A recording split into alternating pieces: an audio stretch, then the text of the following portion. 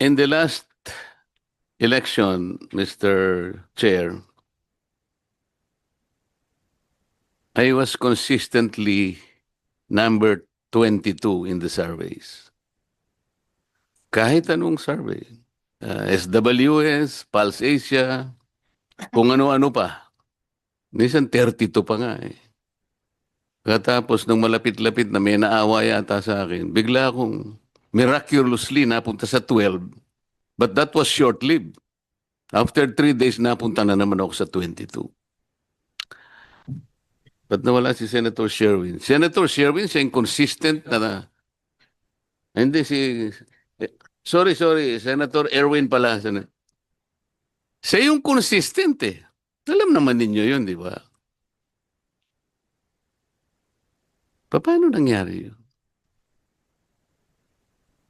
Chairman, your fiscal year 2026 proposed budget is only 11.8 billion pesos.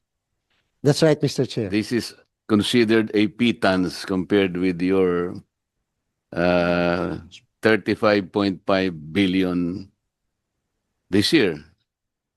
Yung pong total, Mr. Chair, ng preparatory national and local election at saka po yung national and local election Wala pa akong 2024. tinatanong sa iyo eh.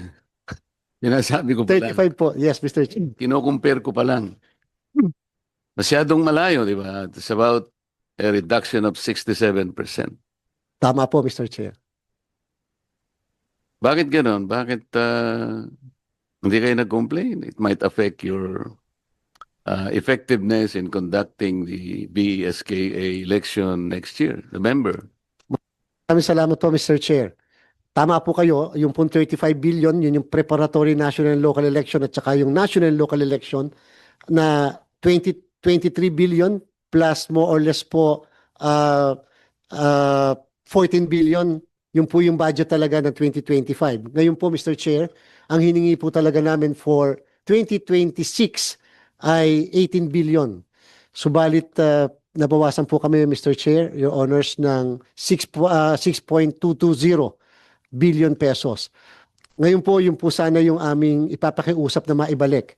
Kaya lang po, Mr. Chair, biglang pumasok po yung paglagda ng ating Pangulo ng resetting ng barangay and SK election. So we were torn between whether to push for the return of the 6.220 or yung ihihingi po namin ay yung dagdag para sa BSKE. Alam po namin, Mr. Chair, Your Honors, hindi po pwede namin makuha parehas. And therefore, yung po kasing 6.220, kasama po sana yung sa preparasyon para sa 2028 elections. Pero since mauuna po, Mr. Chair, ay barangay and SK, we will just settle to push for the additional budget for the barangay and SK po by next year.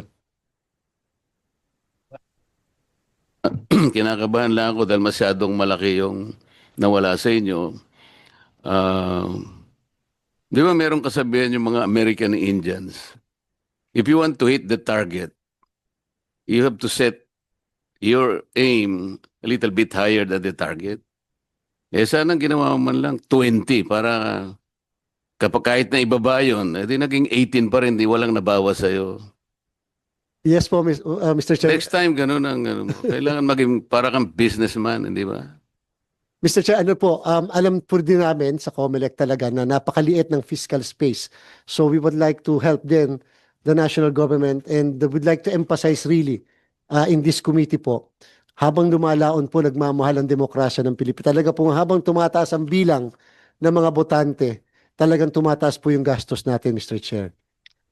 Oo nga. And then in Mr. Chair, dito sa regional distribution ninyo, napansin ko lang yung SOCSARGEN, 241.8 million in 2024. Then it dropped to only 89.7 million in 2025. The smallest share nationwide. Pero 2026, bigla na naman siyang lumundag sa 264 million. So from being the lowest, bakit pa ganun-ganun? What is the criteria in justifying this very, very erratic calculations. Maraming salamat po, Mr. Chair. Usually po based sa registered number of registered voters. Number two po based po doon sa staff contingent. Yan po naka-reflect po na amount na yan ay more on the operation side ng commission. Like for example, Mr. Chair, ilan po yung aming election officer, ilan po yung aming election assistant, ilan po yung mga yung pong gastos like for example bayad sa kuryente, supplies, etc. So yan po yun, Mr. Chair. And usually po, hindi pa napifill upan yung ibang positions na nagre-retire kasi po nag-freeze po muna kami ng aming pong hiring dahil sa election but we will resume. So yun po yung kalimitan nagbabago dahil po doon sa pagbabago rin sa operation side, Mr. Chair. If I may, samantalahin ko po, Mr. Chair, yung pagkakataon na to na supposedly po ang aming pong dapat na proportion, one election assistant per 25,000 voters. Kaya lang po, Mr. Chair, sa kasalukuyan, nangihingi po kami ng dagdag sana na 800 election assistants nationwide sapagkat meron na po kami katulad sa Rizal. Almost 300,000 ang botante sa Antipolo at sa Taytay. Mr. Chair, dalawa lang din ang election assistants namin. So, yun po, mas malaki ng konti ang magiging budget kasi dahil sa population, pero hindi po kami makapag-hire kasi wala pong creation ng opisina. So yun po yung kadahilanan, Mr. Chair, ng mga pagbabago ng amount. Thank you for that answer. Last question, Mr. Chair. In the last election, Mr. Chair, I was consistently number 22 in the surveys. Kahit anong survey. SWS, Pulse Asia, kung ano-ano pa. Minsan 32 pa nga eh. Katapos nung malapit-lapit na may naawa yata sa akin, bigla akong miraculously napunta sa 12. But that was short-lived. After 3 days, napunta na naman ako sa 22. Ba't nawala si Senator Sherwin? Senator Sherwin, siya inconsistent na. Hindi si... Sorry, Senator Erwin pala. Siya yung consistent eh. Alam naman ninyo yun, di ba? Paano nangyari yun? Ang pagitan lang naman pala namin, number 6 ka, number 4 si Senator Erwin. Sa mga tweet, I will have the basis now to tell na hindi reliable ang surveys. Nakakapagbigay nga ng mindset which is not good for the electorate. Masyadong malayo eh. Sana man lang kung nasa number 11 ako. Pero in 22, consistently, in the last 6 months, pwede naman silang mag-survey, Mr. Chairman. I think they will do well in surveying kung ano-ano yung mga produkto natin na magkukumpara halimbawa para sa ating consumers. And our people will profit immensely from that. Halimbawa, SWS and Pulse Asia. Ano ang pinakamasarap na bagoong? Bagoong balayan? Galing ata ng Batangas. Bagoong na padas? La Union? O bagoong na munamon galing sa Pangasinan? Yung resulta nun magiging credible kasi merong comparison. These are real products. Pero kung lalaruin nila yung politika, kamukha nung nangyari. So, Mr. Chair, the question is, will you not look into possibility of not letting the surveys kung ang pag-uusapan ay yung politika. Sa produkto na lang, okay. Sa services, magagaling na services ng ating mga companies. Pero kasi napaglalaruan nila eh. Knowing that yung pagsasurvey, sapagkat ito, alam ko, dito pinagkukunan ng mga funders Yung, alam mo na, yung maraming pandas. Right or wrong, they will have to base their judgment kung sino yung gusto nilang tulungan financially. Kung ano yung survey. So kung talagang ikaw ay nasa 22, malamang hindi ka talaga. Masyado malayo ka na eh. Maring ikaw ang pinakamaganda lalaki. Ay malayo ka eh. Nawawala ngayon yung mindset nandun eh. I think it's high time for the COMELEC to look into this. What do you think, Mr. Yes, Mr. Chair, Your Honors. Several weeks before the conduct of the election, there was this public pronouncement of then Congressman Marcoleta about the surveys. At yun po yung naging cue ng Commission on Election. We passed a resolution. We created a task force respect, regulation and enforcement of survey practices and election credibility and transparency. Kinala po namin ang lahat ng mga survey firms. We passed a resolution at sinabi namin we will regulate them. We will not interfere sa kung sino ang magko-commission, kung magkano ang commission, etc. But they will have to submit to COMELEC yung lahat ng reports. Alam niyo po, Mr. Chair, naging napaka-successful po yung kahit ilang linggo lang na-establish before the election because practically everybody sa SWS, Okta Research, and such other survey firms nag-participate po. At ang sabi nila, tama rin na nandito meron tayong ganito. Because madami rin po kasing nalaman din namin, marami pala po na gumagamit ng pangalan nila in provinces. For example po SWS, hindi po pala kanila yon. Pero SWS po ang ginagamit. So sabi namin, bakit hindi nyo mapahinto o maireklamo? Kasi po sabi po nila, wala rin kaming lalapitan. At least ngayon, may COMELEC na pwede nang lapitan. So sinimula na po natin yung task force respect and we're hoping that for the conduct especially of a major election like 2028, yan po, kaya po namin sila kinalap, pinapunta lahat doon. Mr. Chair, sabi po namin, para ma-prevent yung pag-file ng case sa Supreme Court. Baka kasi sabihin na nagva-violate ang COMELEC ng freedom of speech because may decision na po before eh.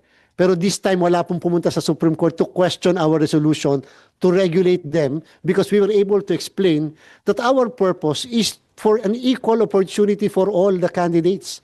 We do not want to interfere doon sa kung sinong magkanong bayad, etc. Bahala sila. But they will have to reveal to us sino ang nag-commission yan, ano ang parameters nyo, ano ang scientific methodologies na ginamit nyo, at sino at saan nyo kinuha yung mga respondents without revealing at least po kung sino yung mga nasa likod. Sapagkat alam po namin, kasi meron talagang mga tumataya sa ganyan, parang marketing arm din. And so, hindi po namin, pero ang kinakailangan, yung nag-subscribe, ma-reveal po sa amin. Yes, a very good topic, Mr. Chairman. Yes, Chairman George, kasi ako, di naman kami tumakbo ni Senator Sherwin itong last election. It was our midterm for us, no? Nung napapanood ko yung mga television, lalo nang palapit na ng eleksyon, naalala ko po yung may survey, yung mga may-ari ng survey or yung mga presidente ng mga survey firms na to, nagsasalita sa TV, ito na, wala nang iba. Mananalo ito, sigurado. Sa survey namin, itong mananalo, siyam na alyansa, 3 lang yung opposition. Yan. Mamaya-maya, pagkatapos ng eleksyon, 5 na lang naiwan sa alyansa at 7 ang nanalo na hindi aligned with the administration. Pero they were confident. Parang mind conditioning ba? Wala ba magawa yung commission dyan sa mga ganyan? Can't you, although it's freedom, I know it's freedom of expression, freedom of speech, but at the same time, it's a bit irresponsible kasi alam naman namin dito kami, mga kandidato kami, maraming lumalapit sa aming survey firm din na kung may konting pa-plus ay pwedeng itaas-taas inyong survey.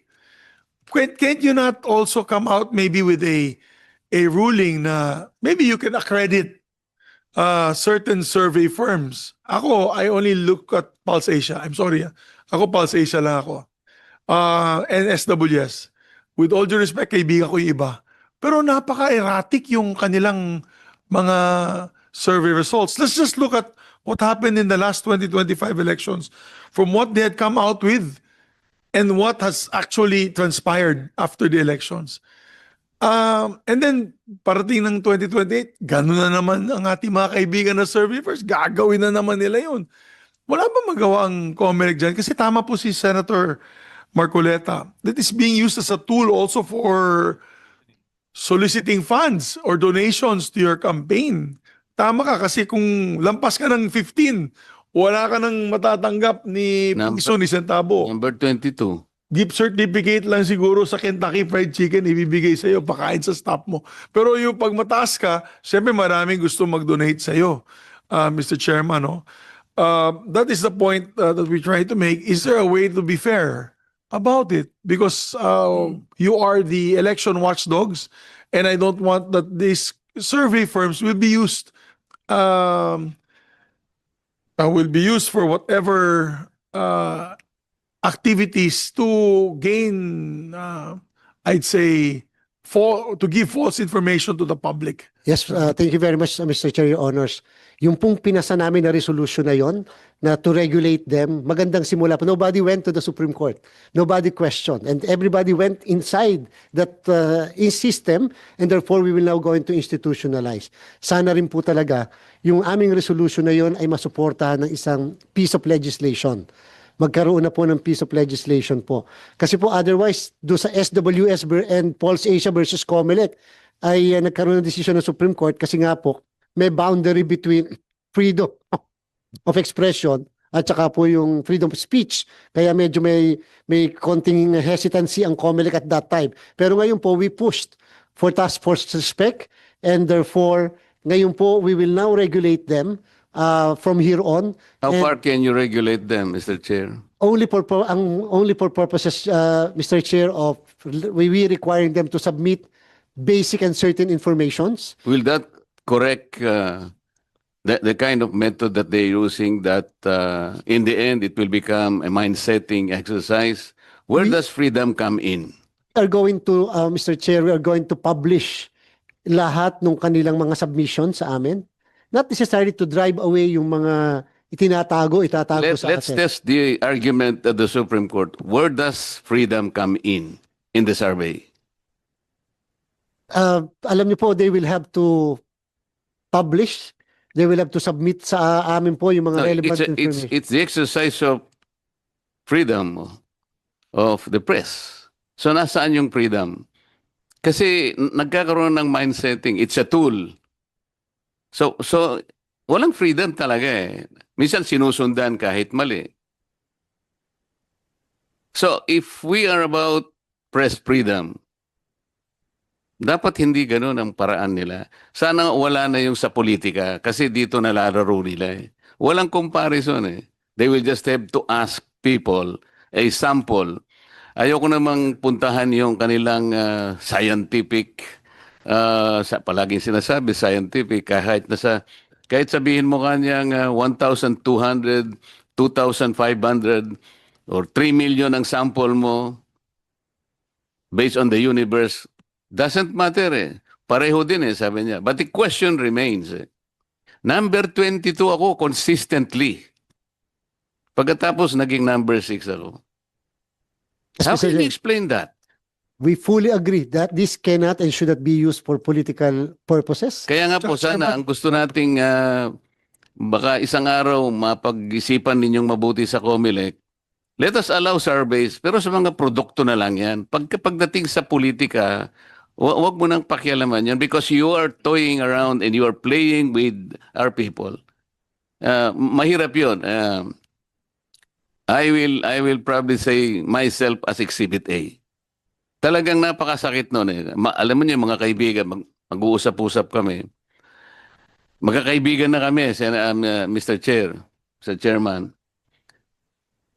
Pagkatapos naming mag-meeting, pero alam namin kanya, very good material ka for senator, pero alam mo wala tayong pag-asa, number 22 ka. Mga kaibigan ko na ito eh.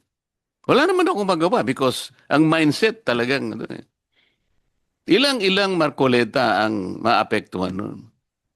So, gusto ko sana Mr. Chair, aralin din natin kung paano natin may sasakatuparan yung pagkuha ng...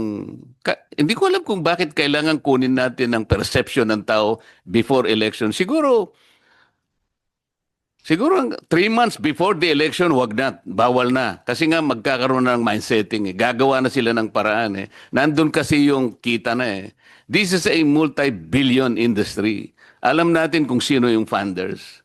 Hindi nila gagawin yun nang wala silang kikita. Alam din nila, kapag nalagay ka sa first 6, halimbawa, sa survey, pipilahan ka na ng mga funders. Itong mga survey firms na to, alam nila ito. So para maiwasan po natin yun, at magkaroon naman ng equal opportunity po yung most deserving candidates, bawalan na natin sila. Siguro, I don't know, we can start with 3 months before the actual election, wag na. Tapos na kayo, pinagbigyan na namin. Ang crucial po kasi dyan, habang dumarating yung election, nandun po yung ano eh. Tama si Senator Subiri.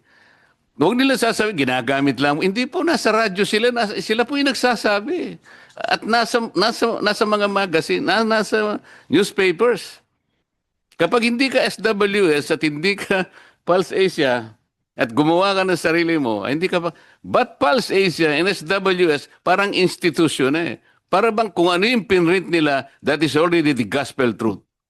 Mr. Chair, this is an undertaking na sana ay makita din ninyo. Definitely, Mr. Chair, we will definitely consider that po.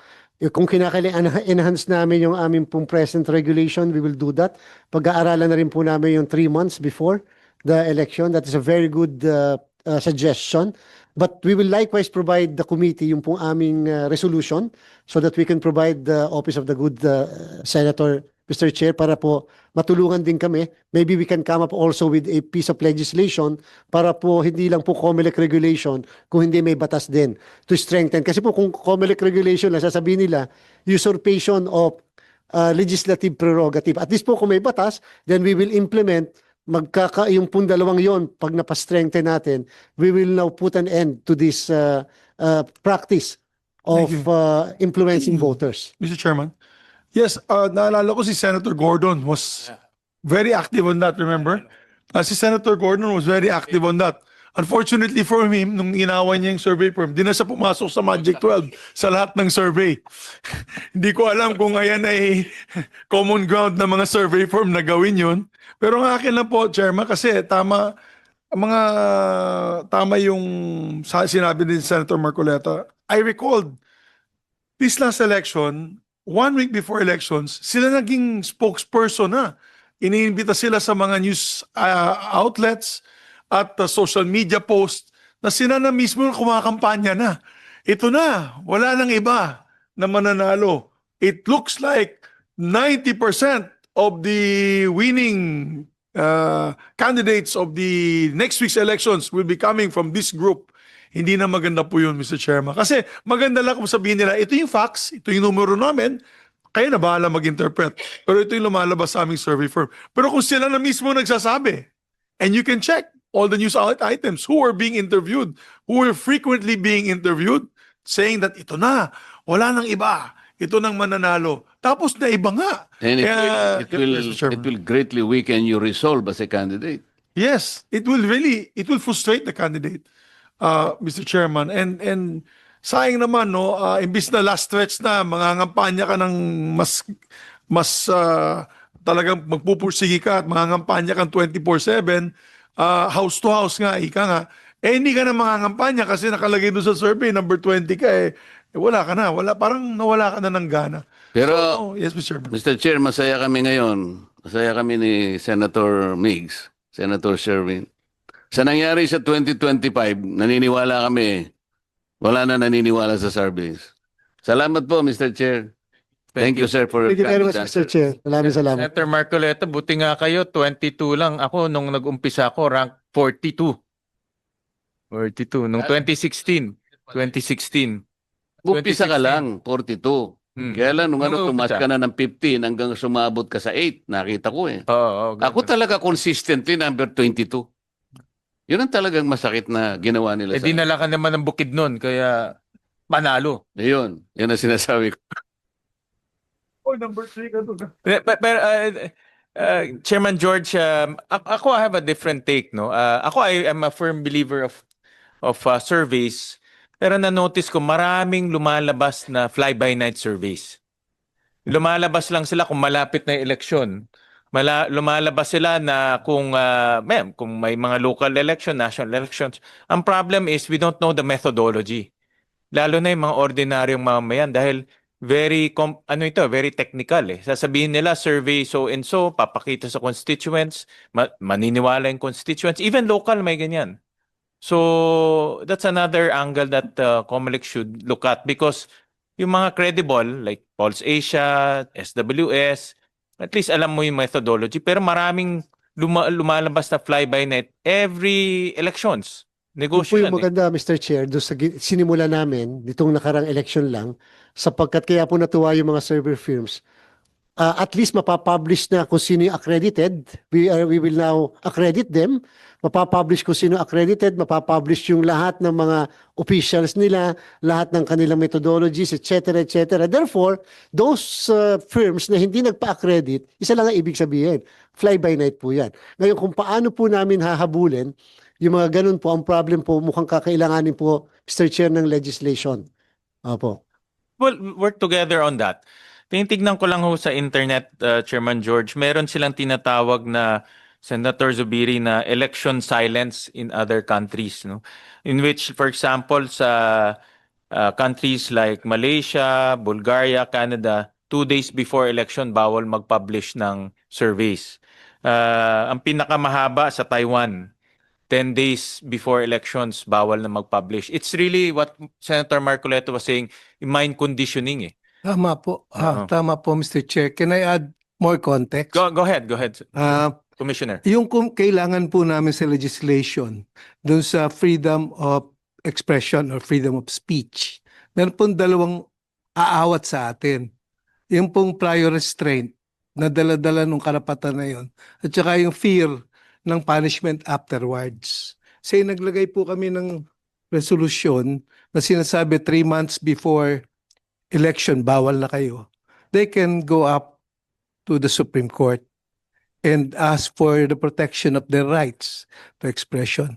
But although we all know na yung rights na provided ng Bill of Rights hindi naman absolute. Pero nandun po yon and we have reached jurisprudence on that. Tama po ang premise ng komisyon through the Honorable Chairman na pag ginamit mo na election propaganda ang survey, iba na yon. Pag ginamit mo na pagkikitaan or to favor somebody, iba na yon. Kaya po nung ginawa po namin yon, although meron silang mga threat ng pagdidemanda at the onset, ang nahingi namin, i-reveal nila kung sino ang nagpa-commission ng survey, kailan ginawa, at saka po ano ang results.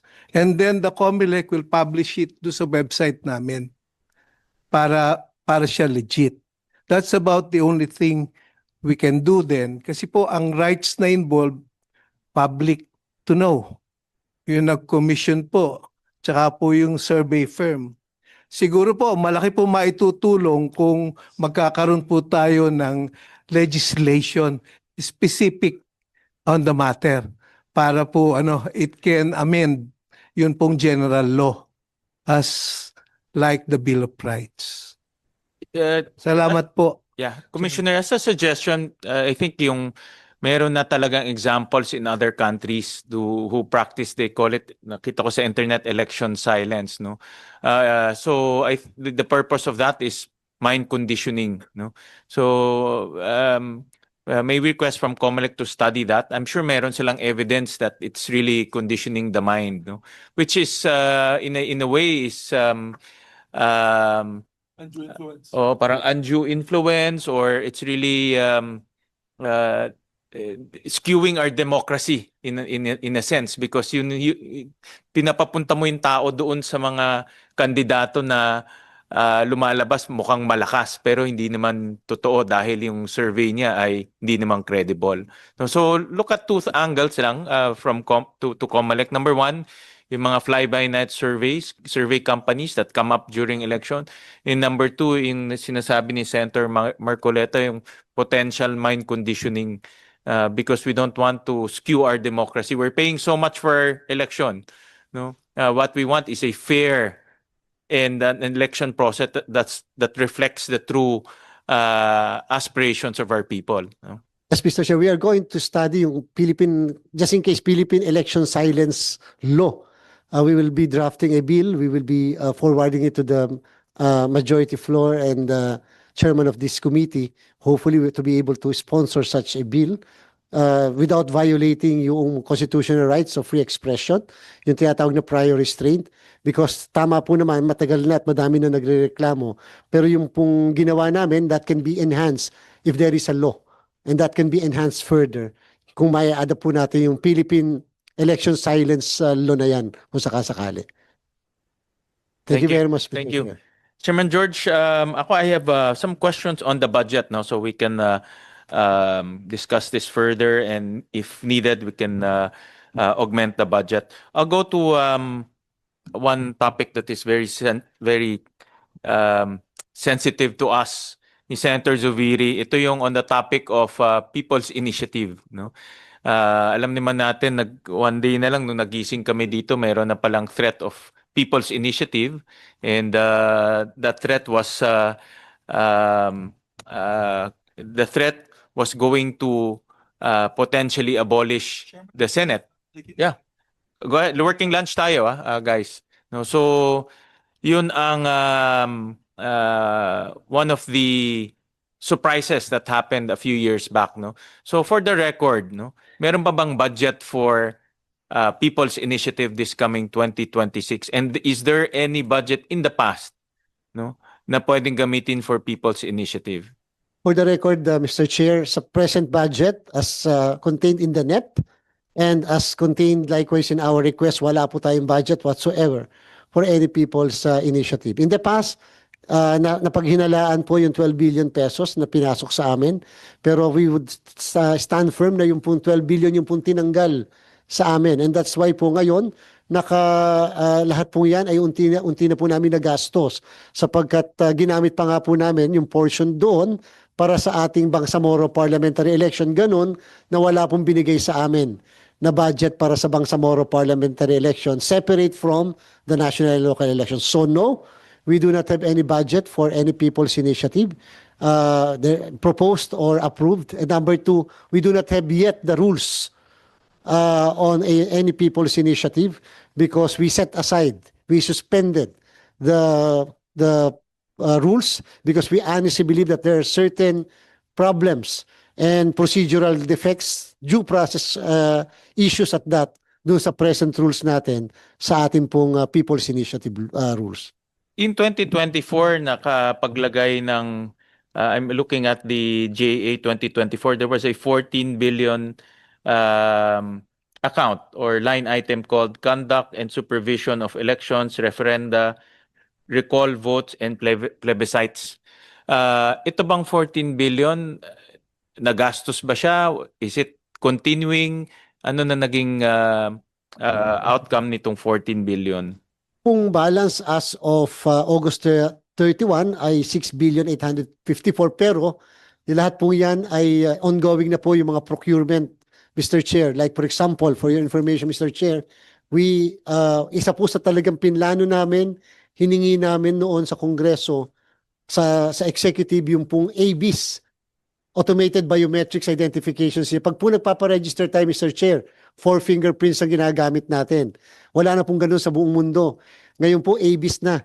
Facial, Irish, 10 fingerprints. Para palitan po yung antiquated natin na AFIS na 2003 pa. Yung po ongoing na po yung aming procurement doon. That's 2 billion pesos. So more or less po yung natitira po namin na balanse ay meron na rin po ng pinaglaanan sa kasalukuyan, lalo na po sa Bangsamoro parliamentary elections. Itong out of the 14 billion, 6 billion yung natitira, and then meron ng mga plano para Ay, meron saan na po. pupunta yung 6 billion? One of which is the Bangsamoro elections. Yes po, Mr. Chair, that's 2.7 billion plus 2 billion pa yung ABIS. And then of course, yung pong ginagamit namin ngayon dahil po, Mr. Chair, zero po yung aming voters education for 2026. Yan po yung mga gagamitin namin. Kung ano yung mga tinanggal po sa amin, yun po yung aming plano na paggamitan po, lalo na po noong 2024. Alright. And then to conduct let's say, a theoretical people's initiative, you will need approximately 12 billion, more or less. It's more or less, dahil po para tayong barangay and SK, Parang barangay. it's more or less 19 billion, 19 Mr. Chair. billion. Okay.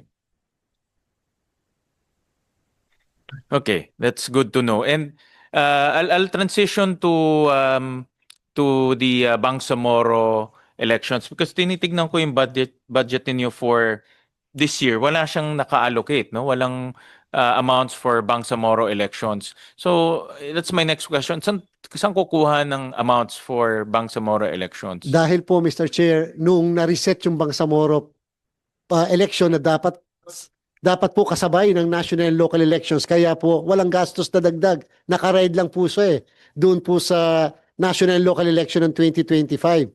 Pero dahil po, Mr. Chair, bigla po siyang ni-reset sa October 13, as correctly pointed out by the majority floor leader, kinakailangan po namin humingi ng dagdag. So wala na pong paraan sa GAA. We went to the executive, the DBM, humingi po kami at ang sabi po sa amin, total, may balanse pa kayo doon sa nabigay sa inyo na 12 billion, June nyo na lang kuhanin yung 2.7 billion. So hindi po kami binigyan ng DBM but doon po namin kinuha doon sa natitira pa at that time na budget para lang po ma-finance po namin, mabudgetan ang Bangsamoro parliamentary election. Narinig ko, Mr. Chairman, yung 2.7 was carved out of that 14 billion. Yes, yes po, Mr. So Chair. ang cost ng Bangsamoro election is only 2.7. Yes po, because we only have more or less 2.3 million registered voters po sa Bangsamoro. Okay. And then just to put on record, covered na yan. Meron na tayong budget yan. Yes po, automated po ang ating Bangsamoro parliamentary election. Okay. And then ito na tanong na ni Senator Erwin kanina, but I want to get more details and put it on record, of course, no. The BSKE for next year. For 2025, we've allocated 11.6 billion, no? And I heard earlier na dahil nga na-late na yung pag-postponement na gasto, bumili na kayo ng papel, meron ng preparatory work, ang natitira na lang is about 9.5 billion. Yes po, Mr. Chair. Yeah, Correct. and the amount needed for BSKE for next year is 19, tama ba? Yes po, kung depende po, Mr. Chair, sa mga options. Like, Yeah. for example, if we are going, given in all the options, we will create 10,000 new precincts. Yes. Given in all the options, we will hire additional 30,000 electoral board members. But doon po sa mga options na binigay namin, if it is 4.61 billion, wala pong support staff, wala rin pong additional honoraria. If it is 5.9 billion, meron pong support staff, pero wala pong additional honoraria. If it is 7.46 billion, ay meron pong additional honoraria, pero wala naman pong support staff. But if it is 8.79 billion, meron po siyang support staff bawat isang presinto. So, meaning 221,000 precincts, magkakaroon ng isang support staff bawat isa. At pagkatapos po, with additional honoraria of 2,000 pesos, hindi lamang doon sa 10,000 po na mga bagong presinto, kung hindi po sa kabuuan ng lahat. So, if we have 210,000 precincts, 221,000 precincts nationwide times 3 plus yung support staff na 210, more or less 1 million po na mga support staff plus electoral board members ang bibigyan natin ng additional 2,000 pesos across the board. Yeah, because we're factoring 1 million more voters, no, next year. 1.4, Mr. Chair. 1.4 million voters. Because of that 1.4 million voters, we need additional 10,000 precincts. All in all po, additional voters will be 4 million. 2.8 po ngayon, yung pong August 1 to 10. At pagkatapos, magkakaroon po tayo ng mga 1.4. So you will have more or less 4 to 4.2 million additional voters. So sa kasalukuyan po, meron tayong 68,491,000 nga 435,965 botante.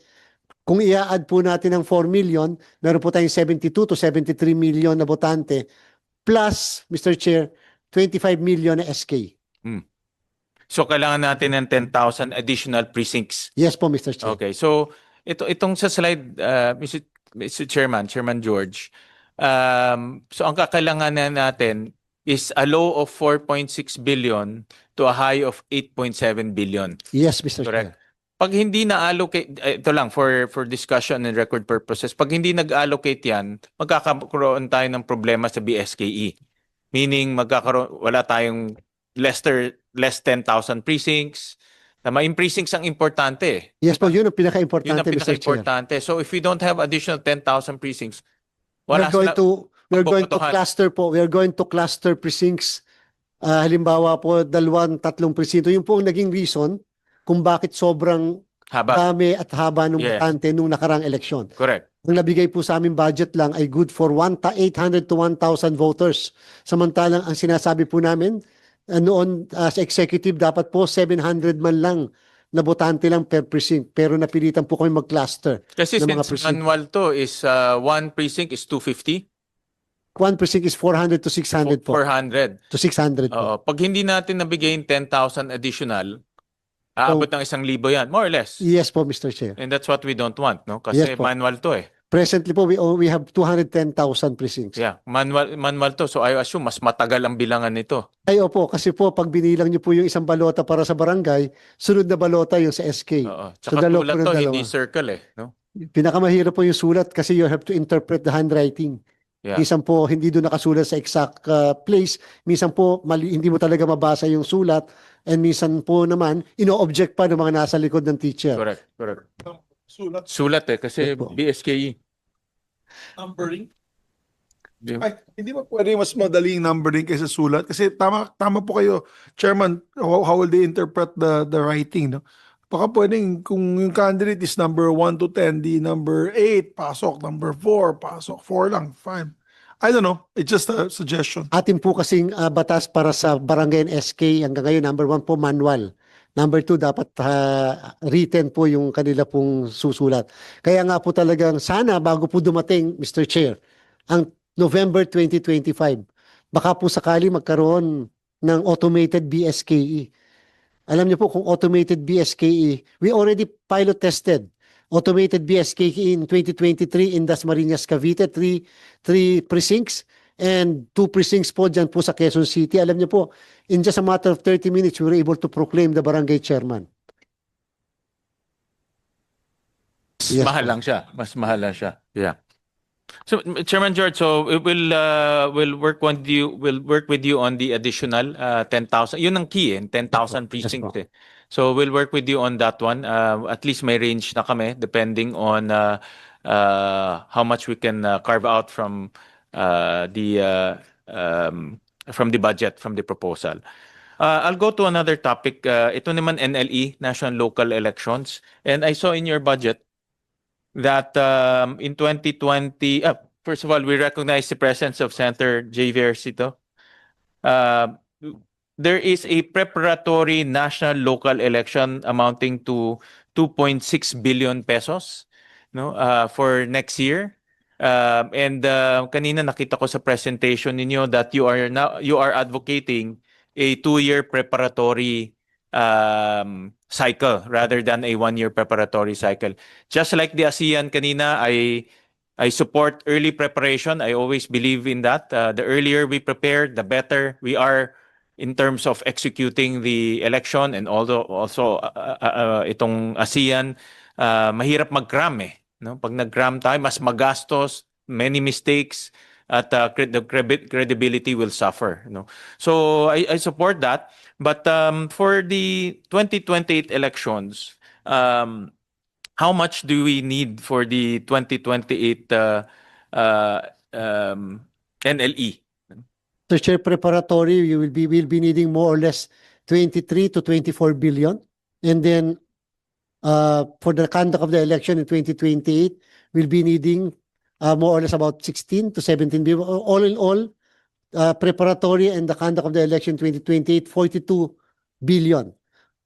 For 2025 elections, our preparatory and 2025 NLE, it cost us almost 37 billion.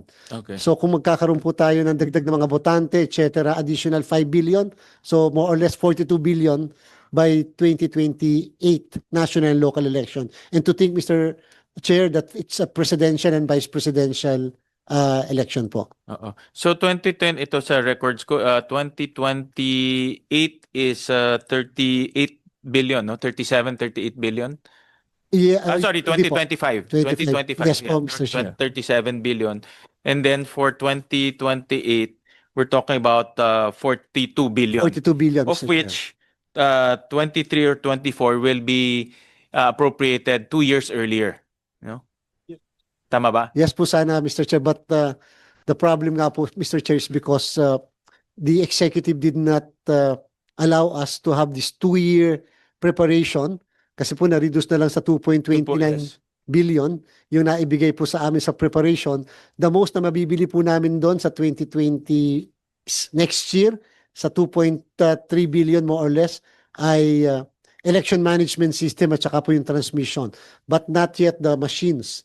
Yung pong machines natin, it cost us during the last election, yung machine per se lang po 15 billion. Hmm. And so wala pa po yon para sa next year. By next year, we will convert it, we will call it the research and development year. We created already a group for the research, and we are going to prepare already the terms of reference, all the contracts necessary. We are going to conduct the procurement process immediately after the passage of the NEP by next year, so that we can proceed already with the procurement short of award. Para po kahit paano, matapos lang namin. Usually po, Mr. Chair, yung lahat ng yung ginagawa a year before eh. Pero this time, gagawin namin 2 years before the 2028 election. Okay. Can you submit to us, Chairman, ano yung 42, kung 42 billion ang target, no, for 2028, what are the preparatory works behind it in detail, and how much does it cost? Yes, Mr. Chair. So we will be guided, for example, 2026, ano yung preparatory work, 2027, ano yung preparatory work, and then you have the 2 billion that is allocated next year versus kung ano yung tingin nyo dapat. I know that you requested for 4 billion sana, no, for preparatory work, but only half Yeah. was given. So yung requested versus given, Given, yes. and then ano yung mga activities so we can follow it. No? We will submit immediately, Mr. Chair. Thank you very much.